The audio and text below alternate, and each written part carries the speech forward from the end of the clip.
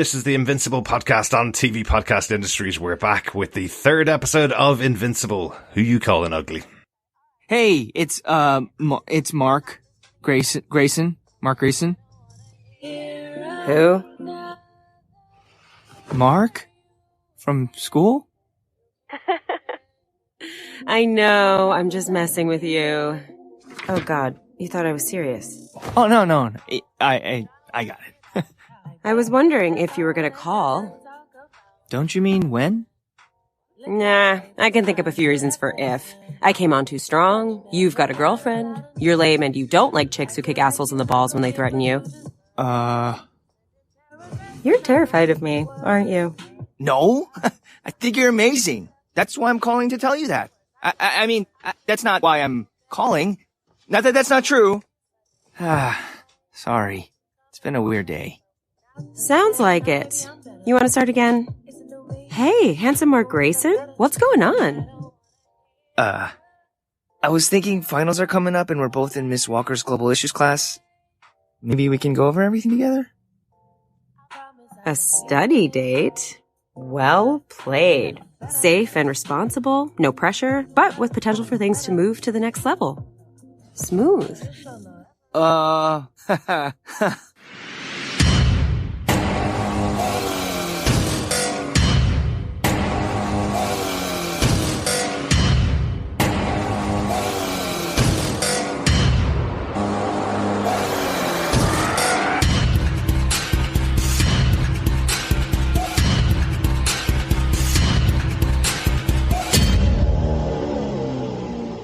Welcome back to the Invincible podcast on TV Podcast Industries. This time we're talking about Invincible, episode 3, Who You Calling Ugly. I'm one of your hosts, Derek. I am your other host, Chris.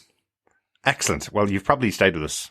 Well, I hope you've stayed with us all day, listening to us about the first 3 episodes of Invincible, which were released on Friday, the 26th of March.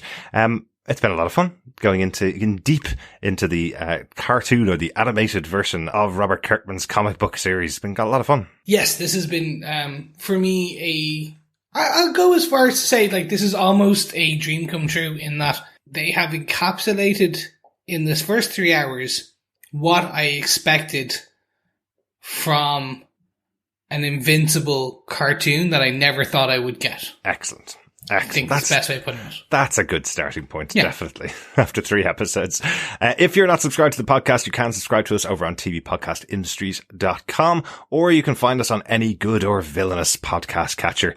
Just look for TV Podcast Industries or the Invincible podcast, or as you're probably listening to us on the Boys feed, you can subscribe to us on there as well. If you want to send in any thoughts about Invincible before the next episode, you can email us to feedback@tvpodcastindustries.com. I'd love to hear your thoughts about this interesting new show from Robert Kirkman. Yes, and don't forget, if you would like to support us, you can head on over to patreon.com/TV Podcast Industries, where for just a single $1, you can help keep our producer in caffeine. Mm-hmm. Yes, it is especially needed as he has edited 3 amazing episodes for this release today. Will be tomorrow editing our Falcon and the Winter Soldier, and then on Sunday we'll be editing our Pennyworth podcast. Yes, we have 3 podcasts on the go right now, ladies and gentlemen. 3 amazing podcasts. We are covering your DC, your Marvel, and your Skybound comics. Mm-hmm. Absolutely. You know what's really interesting? We did get an email in about a week ago from one of our listeners asking, would we cover Invincible? And I said,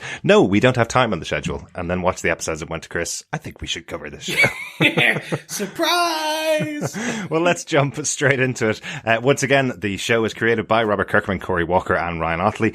This episode was written by Chris Black. He was an executive producer and writer on Robert Kirkman's live action show, Outcast, and also worked right back in the day on Star Trek Enterprise. That's a Star Trek cast in the credits for this show as well. So 3 members of various different Star Trek crews. So I like there's the little connection there in the writer's room as well.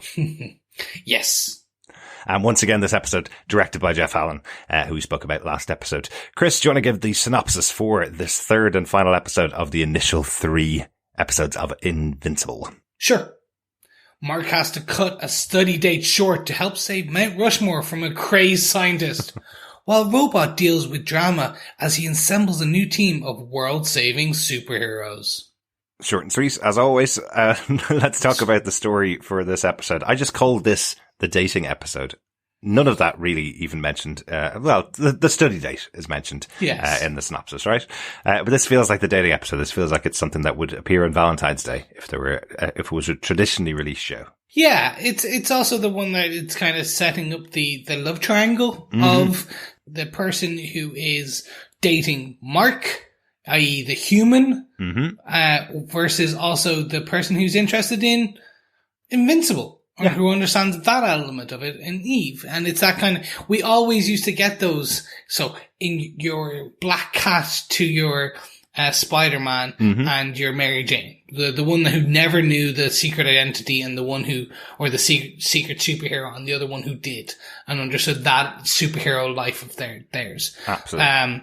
And that's this one of the fun parts of this, where the whole thing about Invincible was it was a comic book, and it took a lot of those core concepts, the superheroes, what would happen, and unlike The Boys, which is what would happen in real gritty realistic life, this is more okay, what would actually happen if we took that trope and made that one trope and made it somewhat more rational. Yeah, that makes sense. Yeah, that makes sense. And it is an interesting one. It's kind of one of those moments where Mark has pretty much gotten everything he wants. Mark, the way we were introduced to him was that he was a little bit unlucky in love, let's say, kind of pining after a number of women in school, hoping that somebody would give him a number.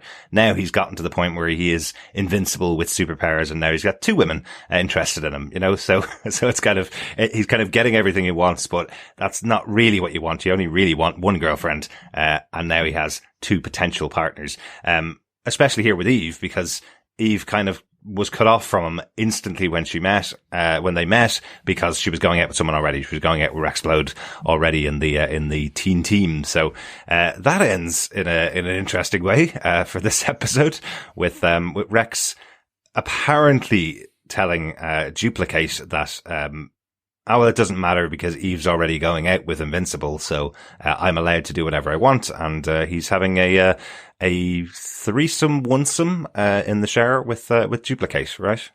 A quadruplesome. Yes. A quadsome, if you will. This is ripped straight from the comic books. Right. And this was I say it was ripped. You never saw anything, just in case anyone wants to, suddenly runs off and tries to grab that issue. You see nothing. It's essentially the same scene. Yeah. It's just, this very much sets up Rexplode, the character, in that he was always, I think in our last episode, you referred to him as a jock. Yeah. He is. He's the jock superhero. He's the loudmouth, brash. He lies. And the best scene and the best kind of character explanation is there's 2. One, when Eve storms out after the bathroom scene, he turns to Eve and says, "It means nothing. Kate means nothing." And when Eve storms out, he turns around and goes, "Well, I just lied. I just said that for no reason. It's fine. Like, we good, Kate?"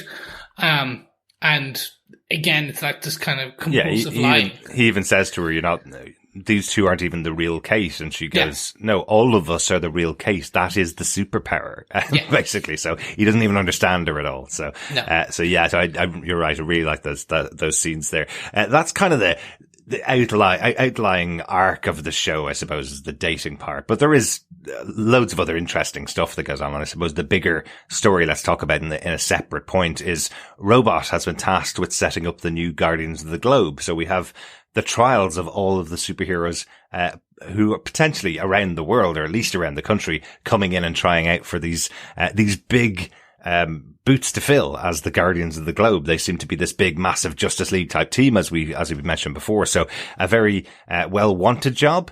I like Invincible kind of walks into the room and says, "I'm not joining up a team, but I wouldn't miss this for the world." Watching all of these superheroes try out, it sounds like a fascinating idea. And he's not wrong. They do play this out quite well in the episode, where we have superhero versus superhero battles to see what kind of powers. I love when comic book artists and writers get the opportunity to explore multiple types of superheroes and superpowers, and pitting them against each other is always good fun, right?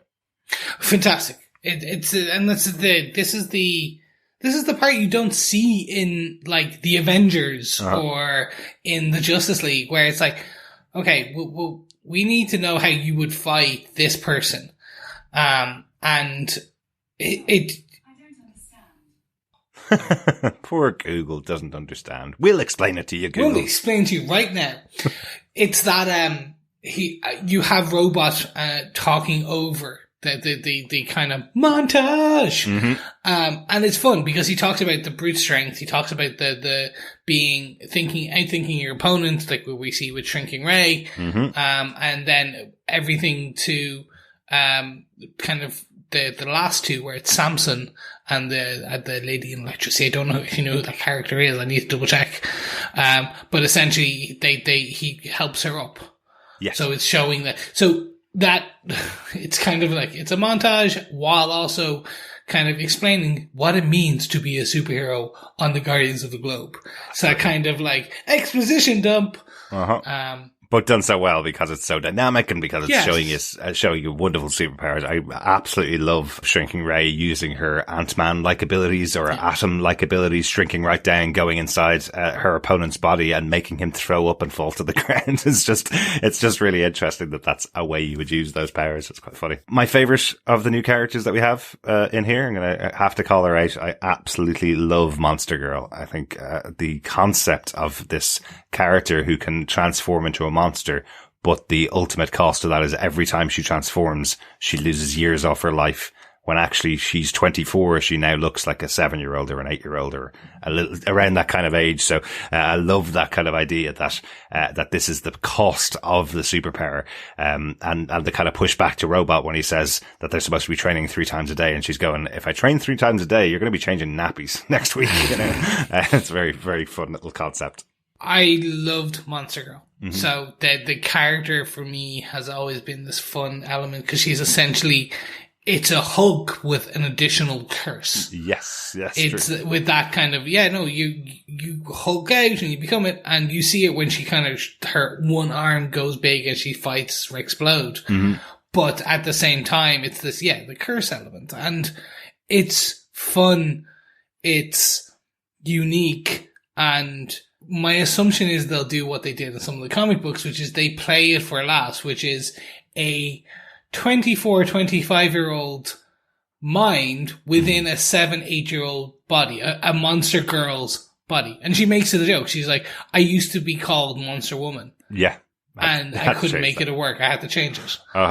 And also kind of comments on the idea of how difficult dating must be for either I'm dating an 8-year-old or I'm dating somebody that's on a register.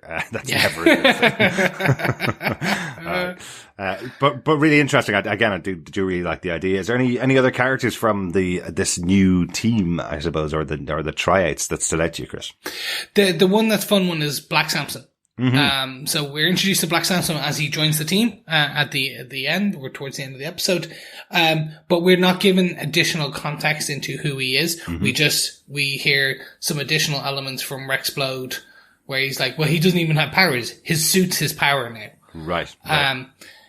This is jumping a few steps from the comic books. Okay. In the comic books, we are told what has happened to him and his backstory and stuff like that. Mm-hmm. So it's interesting. My hypothesis is that this will be told to us later. Of course. Again, something I should call out to any of our new listeners, if you've just joined us for these first 3 episodes. When one of us on TV podcast interviews has read some of the source material, we won't go into it. We're not going to spoil anything for the fear of, I'm not going to tell you what happens in the comic book, because that's exactly what might happen in the show. Exactly. They may change it. They may change the journey, but they may end in the same destination. So we don't want to ruin it for you. Episode 3, what could happen on episode 9. Yeah. So that's one of the things we will always stay away from. Yeah. So we'll only really talk about the comics in reference to what's been changed of something that we've already seen or something like that. Exactly. Yeah. So the interesting part with Black Samson is they've jumped from A, they've completely misstepped A and gone straight to B. Right. In terms of him joining the Guardians of the Globe. The fun thing here as well is they've set up the Guardians of the Globe. They've got the new team up and running. Yeah. And which is pretty much Teen Team and Black Samson, right? and Monster Girl, right? And Shrinking Ray. Oh, Shrinking Ray. Sorry, Shrinking Ray. Yeah. It's pretty much Teen Team. So I like that there's a comment from Robot going, well, I couldn't just give you the positions, but I know how good you are, so you might as well come on board. Yeah, exactly. Basically. But there's also a little tension, there, at least on Black Samson's side, where he's looking for the leadership role because he's the eldest and most experienced of the group and doesn't believe that Robot should be the one in charge. So, I thought that was a little bit of tension that might see play out as the show goes on. Yeah, and he also kind of is like, I can't look you in the eye. Mm-hmm. And your ones and zeros. And it's funny because the rest of them are like, that's kind of robotist instead of racist or kind of like that. It's they're like, well, dude, you can't say that thing. Like, that's not, you can't go like that. Mm-hmm. So there is going to be tension. The other big tension is Duplicate, Atomic Eve, and, none other than Rexplode. Mm-hmm. Like, the three of them are on the team, and you see this being played out. And now Rexplode makes another enemy, or frenemy, in Monster Girl. He's not, he's the character that you love to hate throughout all elements.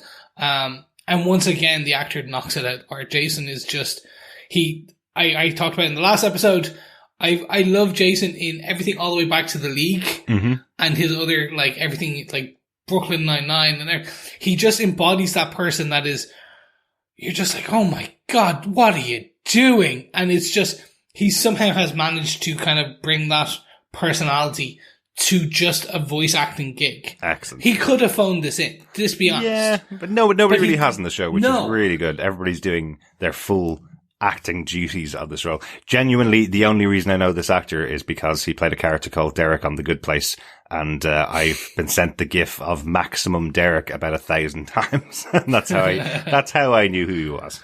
We will, as an American football fan, Derek, you have to watch The League. I have watched The League, but I wasn't aware of him at the time because I think that show started about 8 or 9 years ago, and I just wasn't aware of him this far on. I suppose I didn't watch all of it, but I certainly know the show. One final thing I think we should call out here about the kind of setup and Robot being the leader is the escape of the twins from the prison section in the GDA. I think this is a weird moment that I obviously will play out in a future episode, but I love the opening scene, I suppose, of seeing all of these creatures being held in the capture area in the GDA. It's kind of it follows on from a scene where we had Nolan or Omniman beating a kaiju, the kaiju possibly almost besting Omniman. So we have the two leaders of the GDA saying maybe we should keep him almost on file to fight against Omniman if ever that is needed in the future. But that's the opening setup for it. And then we have the twins who we saw being beaten by the Guardians of the Globe being freed from their prison cells, and Robot being the one watching on. That's interesting. Oh, I can't wait for you to watch this. I can't wait. I just can't wait for this is just, again, so good. Mm-hmm. So good. And it's, they're playing this off so early. And there's one thing I'm going to kind of call out now, which is they have set up a lot of threads within these first 3 hours so well. Like, I think in episode 1, or episode 2, in our discussion, I kind of went, I can't wait to see where they take this. Like, where are they going to play this overall arc within the first kind of season? And they're dropping the bombs left, right, and center. Like, they're like, giving slow you down. kind of. I'm like, well, no. At the same time, they've got like 120 something issues to play with here, and a lot of storylines. But it very much, what I found was, I was not expecting them to do this level of reveal on an episode 3. But if anything is going to drive people to come back for episode 4 in a week's time, that reveal is it. It is just like, oh, why? What? I'll call out very quickly one thing. I love the Mauler twins. They played so perfectly in this show. You're starting to get the kind of story here with the Maulers, which is who's the copy, who's the clone. Yes. They call out, they go, well, I'm the original. You're the clone. Yeah. So I presume one of them is, or both of them are the clone. And so, and there may be more of the twins around. And is what I'm wondering about. But yeah, really like them. And I like that kind of interplay of you're not the leader. The only leader here is the true original of us. And that's me. No, that's not true. You're the clone. Yeah. I love that kind of little battle back and forth between the two of them. It's really good fun. Yes. But this is fun, and this is going to play out. I'm so interested to see. I lie. I'm so interested to see the audience and your surprise and flummoxing as this goes on. Because essentially where we are at the end of this episode is a bad guy is in charge of the Guardians of the Globe.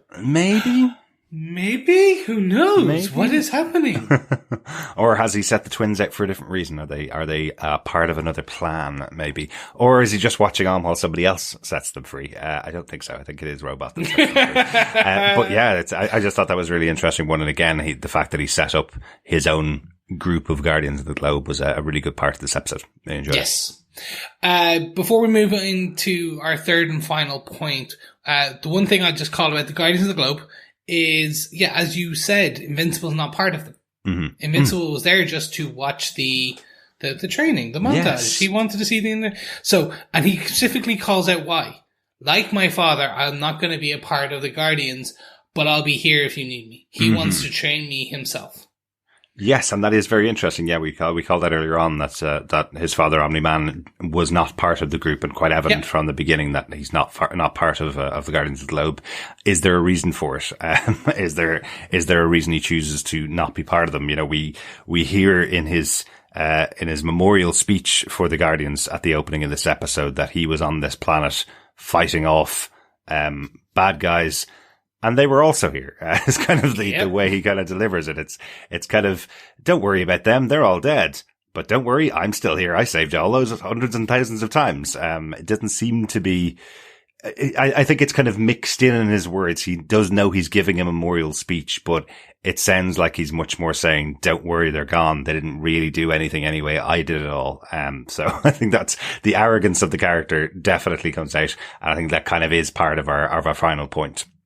Yeah, and look to the sky, as he says. Mm-hmm.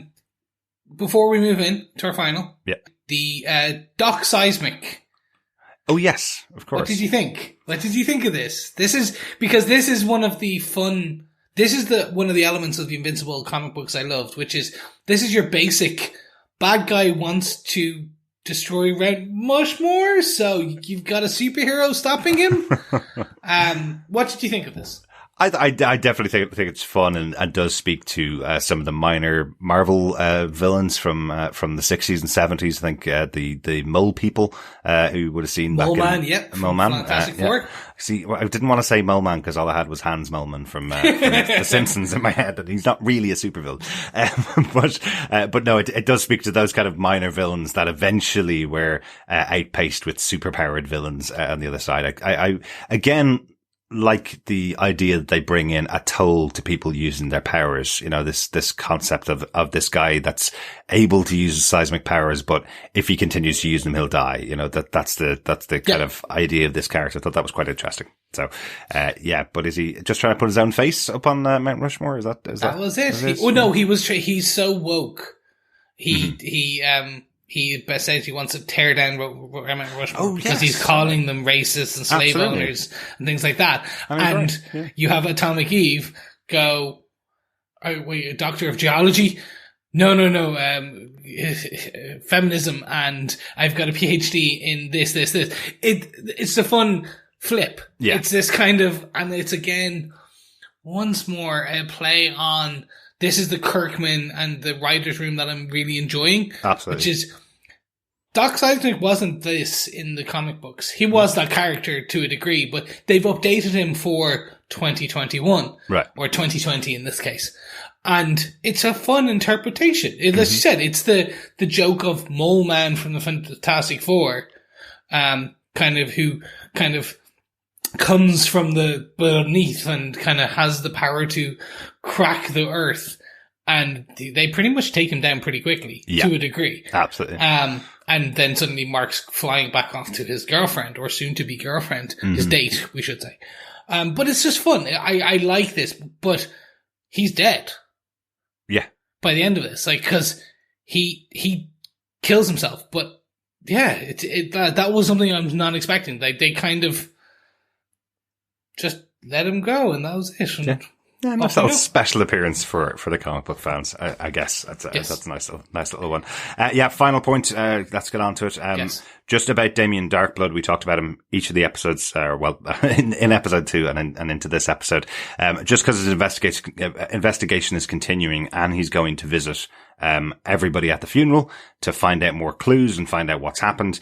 I see the callousness of Omniman once again when asked about the death of Red Rush, and he goes, well, he didn't really have a superpower. He was fast, but that's not exactly the biggest superpower, is it? You know, he's very just callous about the death of all of these people. We kind of see that repeated a bunch of times from Omniman as he talks to Mark about the loss of humans. It's like, yeah, whatever. Let's just go out and get pizza, kind of thing. You know, this is that character. He's just willing to move on. So it's interesting to see that the investigation from Damian Darkblood is now going to Debbie, his wife, to see if she is aware of anything that the world should know about her husband. Yeah. And this is going to be I think this is the major arc of season 1. Mm-hmm. Now that we're at the end of the first 3 episodes, I'm interested to see where they are at this point. I now think the investigation into Omniman is your overarching season 1. Yes. That is where... Now, they have not confirmed a season 2. Mm-hmm. So, fingers crossed we get it.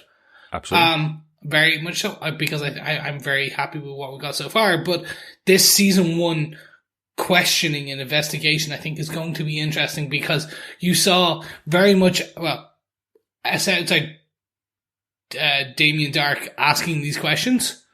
Darkblood asking these questions to Debbie, and Debbie very much pushing back, going, no, you do have this juxtaposition of, as you said, Omniman being callous, being played. You can read it, he plays it in, and Debbie, like, he says to Debbie and to, you have to separate yourself from them, like, otherwise you'll never be able to do this again. Absolutely. That's a very fair point. Yeah, absolutely. The other way to read that is, human life means nothing. Mm-hmm. So this is where we're going to get this interesting seesaw, because we've seen how vicious he can be in episode 2. Yeah. Like destroying a whole interdimensional planet of aliens just to get home and to make sure they never attack his planet. Yeah.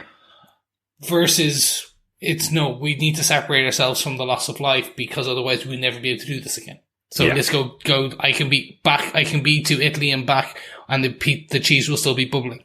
Yeah, on the pizza. Yeah, on the pizza. So it's interesting. He does know Damian was there, because his breath comes out. That's right. Yes, good catch. Yeah. So it's going to be interesting to see where we go in episode 4, 5, 6. Yeah. Well, he does know about the investigation because of the funeral. And then obviously at the end, as you say, he does know he's now been in his home. So intriguing, definitely. Any notes for this episode? Anything else we haven't talked about in the episode, Chris? Seance Dog. Not Science Dog. Seance Dog. Seance Dog, the master of the mystic arts, the sorceress, or the sorcerer supreme. Mm-hmm. Unfortunately, our third co-host for TV podcast industry could not be with us for this, because he is on Australia time. Mm-hmm. But this is very much one that we know he will love. He is a massive Doctor Strange fan. And in Mark's room, you see Seance Dog in his Doctor Strange garb. So cool. as Doctor, like, with the mystic art and the paw, and it's just, I just broke out laughing when I saw this. I rolfed, lolled. It was just, because I was like, this is a new update, because I don't remember Seance Dog. I remember Science Dog, but I don't remember Seance.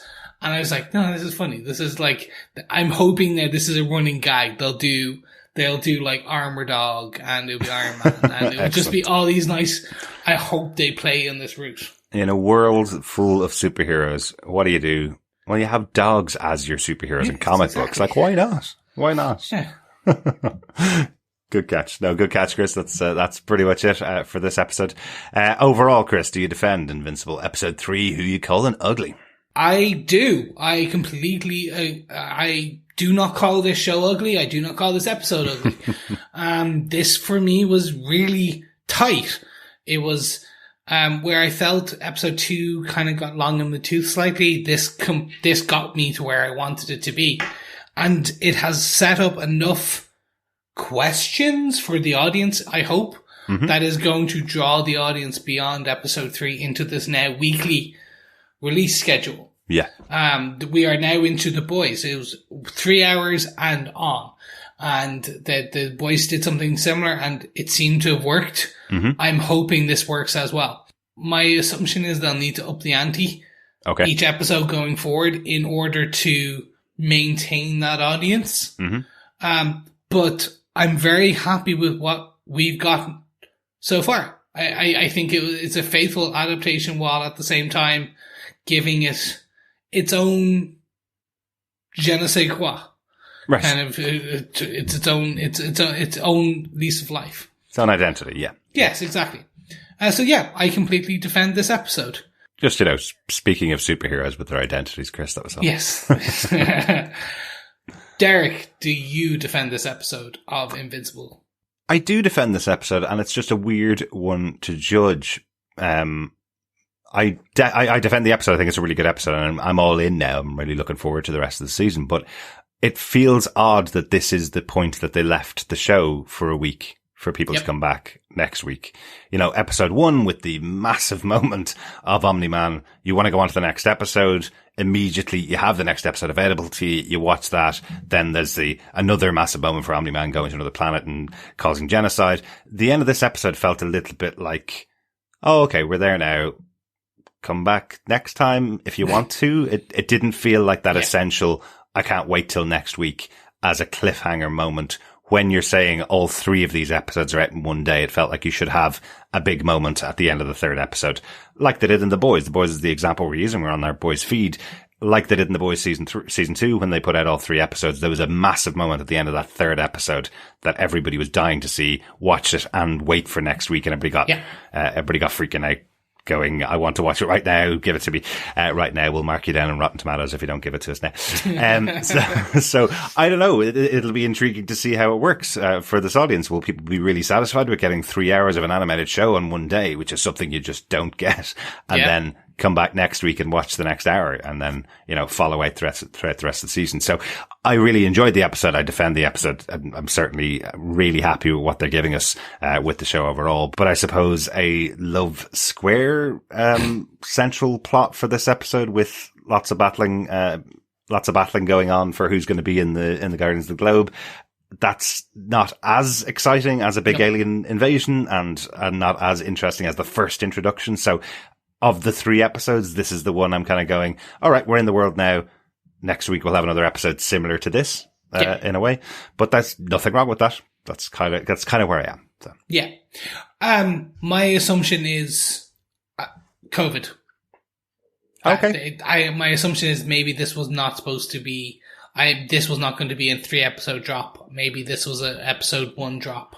That was your big, to get you to the next. Right. And each one kind of built, but for whatever reason, the delays in COVID meant they're going to do a Boys style drop and drop 3. I think this is Amazon Prime. I think they've nailed their flag now that when they have an ongoing show, they'll give you a big chunk and then follow it up with an episode a week. It seems to be the Amazon Prime way of doing things, as opposed to most of the other streaming services, which give you either the whole thing or 1 episode a week, which seems to be the way that Amazon do it. It's an interesting one, but I just don't know what the filmmakers themselves are. They told up front, you need to produce 3 episodes that will play as like a 3-hour movie, and draw everybody to come back in next week, or are they told just beforehand, actually, just give us the first 3 and we're going to stick them out in our platform.